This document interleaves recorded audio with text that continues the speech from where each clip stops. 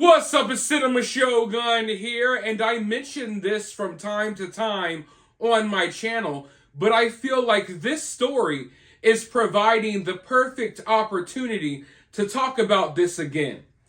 Because I feel as if we have to stop giving so much credit to people simply because of their titles.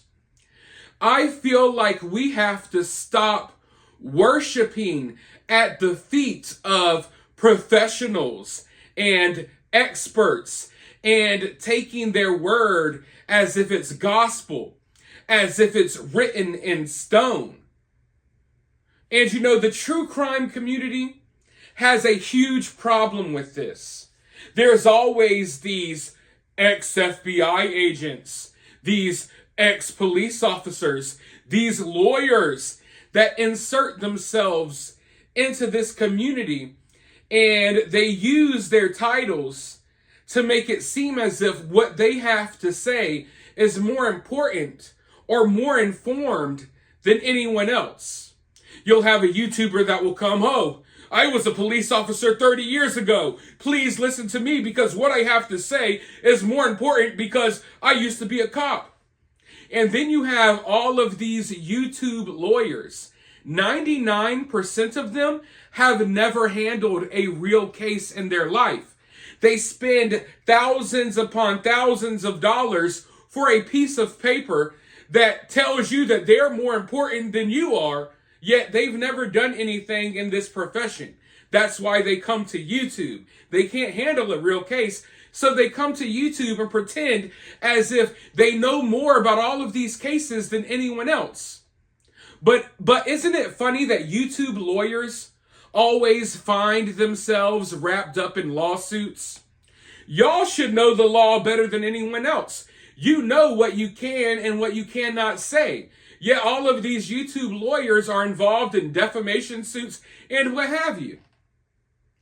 So all I'm saying here is we have to stop looking at these experts, at these professionals, as if they're some type of godly beings that are on a level above us, because they're human. They make mistakes, and a lot of them are stupid, just like other humans. I feel as if the lockdowns didn't tell you enough, if the lockdowns didn't show you enough, that we can't really trust the professionals, we can't really trust the healthcare professionals, we can't really trust the scientists, because not only will they be wrong, but they will lie to you for financial incentives. So all of this worshiping people because, oh, you went to college for 4 years, or, oh, you got this title, or you got that title. I judge everyone on the same playing field.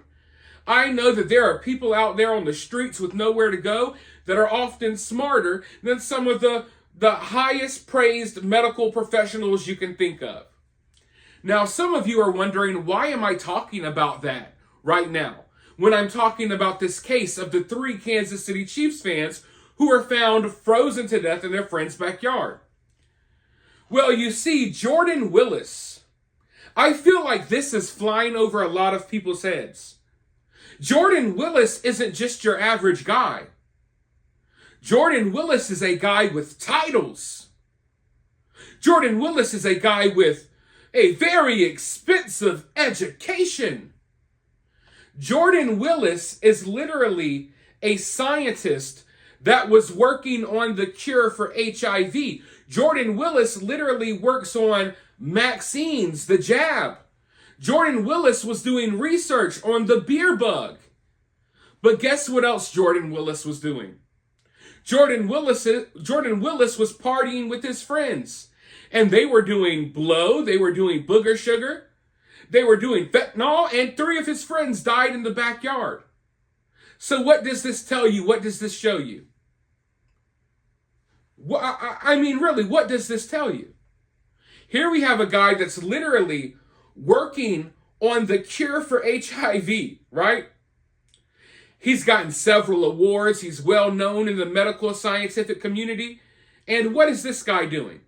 This guy's doing random drugs with his friends. Maybe he's behind the death of his friends. Who knows? But 3 of his friends OD'd in his backyard. So if this is not a wake-up call for you, then I don't know what is. Because at some point, people need to realize that these people out here are all just human. I don't care if they make $1 million a year working on medical equipment. I don't care if they make $20,000 a year flipping hamburgers at Burger King. We're all human. And just because you went and did this or you did that with your life, it doesn't necessarily make you a better person. And we need to understand that some of these people that we hold to such high esteem, you know, they're out here doing dirt. They're out here doing crazy stuff, just like a lot of the stupid people that we're surrounded by. When you look at Jordan, when you hear what Jordan does for a living, you wouldn't think that there would be 3 people doing drugs in his backyard that ultimately die. But hey, that's where we're at, people. So let this be a wake-up call. That it doesn't matter what your title is. It doesn't matter what you went to school for. You could throw that stuff around all you want. At the end of the day, anyone is capable of anything. And in this situation, we see that a guy who's working on literal vaccines is also capable of doing crack or coke or Lord knows what. He's in rehab now, and he may be going to jail for the rest of his life. But we'll talk about that in just a moment. First, I want to roll this news clip really quickly. Do me a favor and hit that thumbs up button, hit that subscribe button as well. I'm going to roll this clip, and then I'll be right back with more thoughts. Has learned that the police now have those toxicology reports. And they show fentanyl, cocaine, and marijuana in the systems of all 3 men who died. News Nation is told, and this really comes from the families who met with the police, that the amount of fentanyl is well beyond the lethal limit, not legal limit, lethal limit.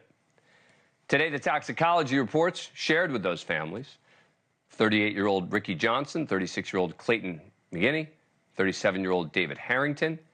After mounting pressure from family and the media, families have been really angry over the lack of answers up to this point.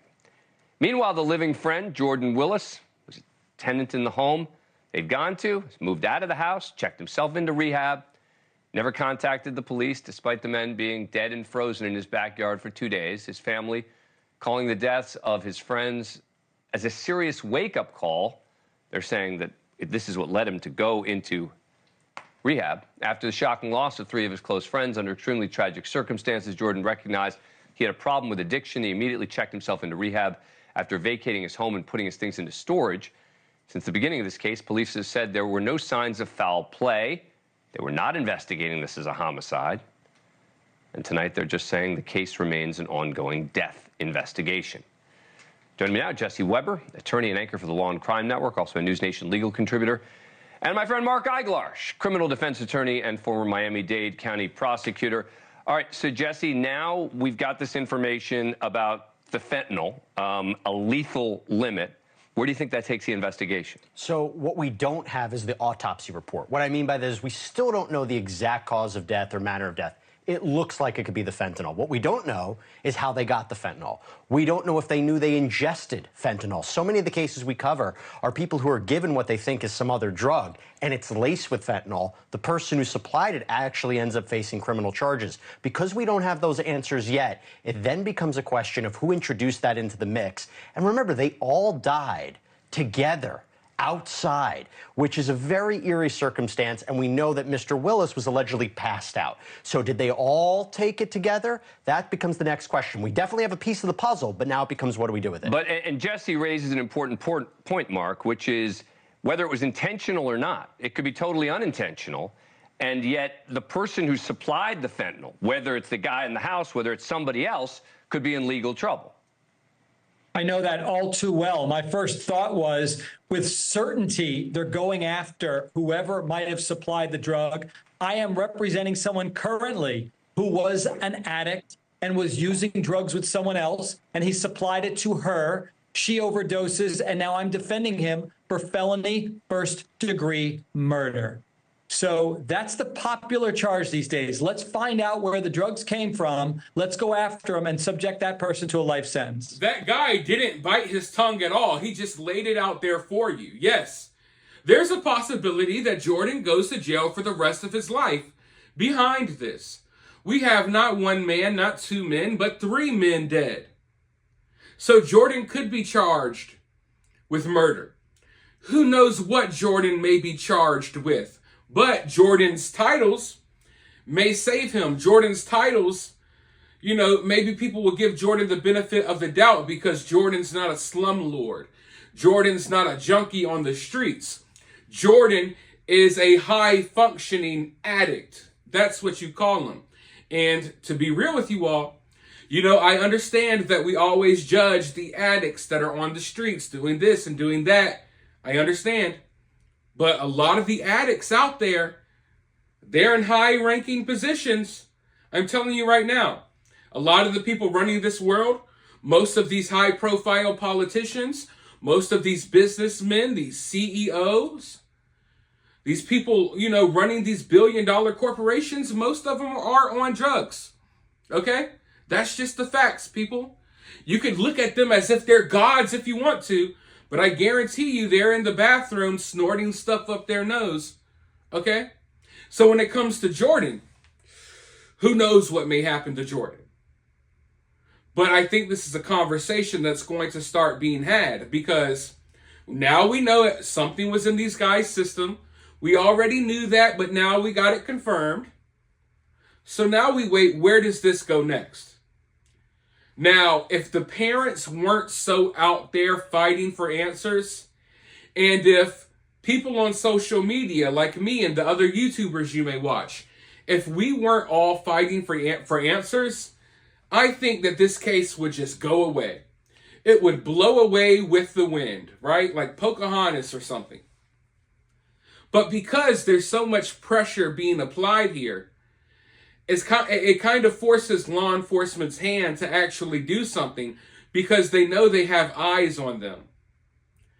So I think now they're going to try to determine where this stuff came from.